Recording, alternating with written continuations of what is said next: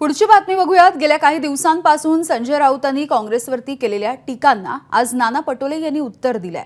संजय राऊत हा आमचा विषय कधीही राहिलेला नाही आणि राहणार नाही असंही पटोलेंनी म्हटलं।